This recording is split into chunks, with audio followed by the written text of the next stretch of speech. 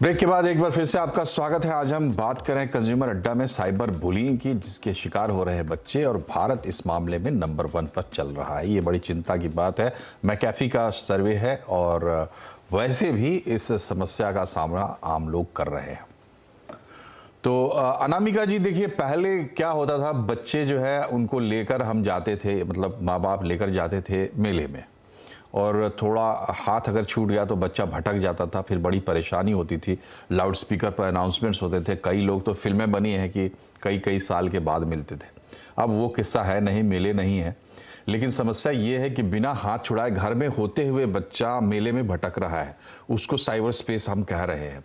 मेरा सवाल ये है कि प्रॉब्लम क्या है? क्या बच्चा रियल वर्ल्ड से उतना अटैच नहीं है, वहाँ ज़रूरत से ज़्यादा भटक रहा है, ऐसी गलियों में जा रहा है जहाँ उन्हें जाना नहीं चाहिए? क्योंकि हमने अपने सर्वे में भी दिखाया कि 18+ का गेम्स वो खेल रहे हैं, अजनबी लोगों से बातचीत कर रहे हैं। प्रॉब्लम क्या आ गई है हमारे लाइफ में जिसकी वजह से? अगर हम देखें जाए तो बहुत सारी हैं जिसकी वजह से जो बच्चा है वो साइबर नाम के मेले में गुम है, और हमें ये भी नहीं पता वो कहाँ तक और कितना गुम है। अगर पुराने मेले में बच्चा खो जाता था, हमें पता होता बच्चा खो गया, हम ढूंढते थे। अभी क्योंकि वो बच्चा फिजिकली तो है लेकिन मेंटली कहीं खोया हुआ है, तो ज्यादा इंटेंस प्रॉब्लम है, बिकॉज अवेयरनेस ही नहीं है कई लोगों को कि एक्चुअली प्रॉब्लम है। सबसे पहला रीजन मुझे लगता है क्योंकि न्यूक्लियर फैमिलीज हो गई हैं, पेरेंट्स वर्क करते हैं, बच्चे अकेले बहुत सारा टाइम इंटरनेट पे, टीवी पर, मोबाइल्स पर, लैपटॉप्स पर बिताते हैं, और बहुत ज्यादा नॉलेज उनको थोड़ी ही उम्र में, कम उम्र में मिल जाती है। तो जब ज्यादा नॉलेज मिल जाए, जिसको नहीं पता कि क्या करना है, उसका मिसयूज हो जाता है। तो वो अपनी उम्र से ज्यादा बड़ी चीजों को एक्सप्लोर करने लगते हैं, क्योंकि उन्हें घर में कोई अफेक्शन, कोई ऐसा अटैचमेंट नहीं मिल रहा जहाँ पे उनको कोई बताया जा सके बेटा ये गलत है, ये सही है। इसमें परिवार का भी कोई दोष नहीं है, बिकॉज न्यूक्लियर फैमिलीज आज के समय की डिमांड है। तो इसमें हमें बच्चों को जो है बहुत ज्यादा समझाने की जरूरत है कि इंटरनेट को किस तरीके से यूज करना है। पेरेंट्स को थोड़ी अवेयरनेस की जरूरत है कि कुछ ऐसी एप्लीकेशंस, कुछ ऐसी चीजें वो अपने घर की इलेक्ट्रॉनिक डिवाइसेस में लगाएं, ताकि कुछ ऐसी साइट्स पे जहां बच्चा जाकर जो चीजें कर रहा है वो ना कर सके। और कुछ बहुत सारी चीजें यूज हो सके, बच्चे के लिए कैमरा यूज हो सकता है, देखा जा सकता है कि बच्चा कैमरे में देख सकते हैं कि क्या कर रहा है और क्या नहीं कर रहा, तो ये एक और चीज हो सकती है। दूसरी चीज जो मुझे लगता है, आजकल बच्चे बहुत एग्रेसिव हैं, उन्हें बहुत जल्दी जल्दी गुस्सा आता है। तो क्योंकि वो फिजिकली अपना एग्रेशन बाकी जगहों पर दिखा नहीं सकते, बिकॉज उन्हें फटाफट से जवाब मिल जाएगा, सो अपना एग्रेशन, अपनी साइकोलॉजिकल प्रॉब्लम्स, अपने जो उनके कॉन्फिडेंस के इश्यूज हैं, वो क्या करते हैं, वो सोशल वेबसाइट्स पर जाके दूसरों पर निकालते हैं। अगर उन्हें खुद पता है खुद कमजोर है, खुद उन्हें लगता है that they doubt there looks, they doubt there capability, तो वो दूसरों को उसी चीज पर छेड़ते हैं, और उन्हें एक चीज में एक सेटिस्फेक्शन मिलता है कि देखो नाउ आई एम बिग। तो ये उनको कहीं ना कहीं उनका एग्रेशन जो वैसे शांत नहीं हो पाता, वो इस तरीके से वो शांत कर रहे हैं। जी चलिए इस बात को आगे बढ़ाते हैं, और ये सवाल ऐसे भी बाकी था डॉक्टर लांबा से। डॉक्टर लांबा, ये बताइए कि जो बच्चे बुली कर रहे हैं उनके माँ बाप हैं और उनको पता चलता है, या दूसरे किसी लोग को भी पता, बच्चों की जिम्मेदारी सबकी है, ठीक है कि उनके माँ बाप होते हैं, लेकिन पूरा समाज रिस्पॉन्सिबल है बच्चे के लिए। तो पता लगे तो कैसे टैकल करें एक ऐसे बच्चे को जो दूसरों को बुली कर रहा है?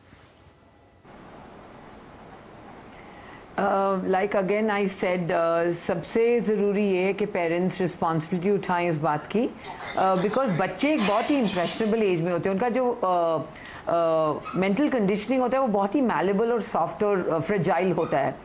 So educating your child against the pros and cons, because जिस चीज़ का पॉजिटिव है उसका नेगेटिव भी होता है, consequences, and moreover I think it is most parental responsibility.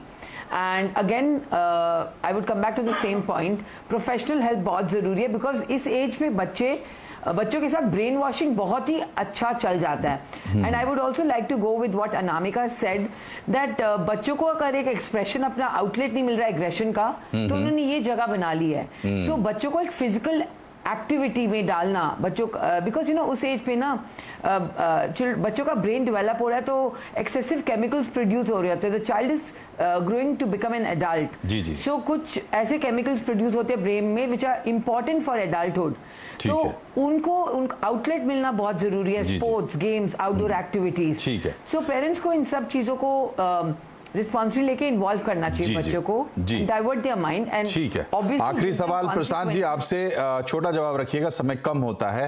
देखिए जितने भी प्लेटफॉर्म्स हैं उनमें प्रोविजंस होते हैं ऐसे जहां पे आप रिपोर्ट कर सकते हैं, वो लोग फिल्टर करने की कोशिश भी करते हैं, लेकिन क्या वो काफी हैं?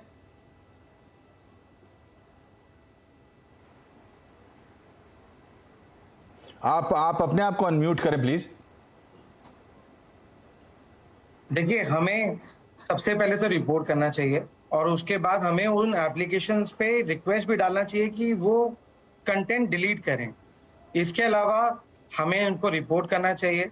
इसके अलावा तो और कोई उपचार है नहीं, लेकिन हमें सबसे ज्यादा अपने बच्चों को सजग रहना पड़ेगा। चलिए ठीक है, हमें एजुकेट करना पड़ेगा। सजगता, जागरूकता यही सबसे जरूरी चीज है और हम उसी की कोशिश कर रहे हैं कि कम जागरूक बनाया जाए। एक बार जागरूक आप होंगे तो जरूर खोजेंगे कि रास्ते क्या हैं, और खोजेंगे तो रास्ते मिलेंगे, ऐसा कोई असंभव बात नहीं है। आजकल तो अपने देश में भी ऐसे प्रोफेशनल्स हैं, हालांकि उनकी बहुत कमी है, ऐसे प्रोफेशनल्स जो लाइफ के बारे में बात करें, लाइफ की जो बेसिक चीजें उसके बारे में बात करें।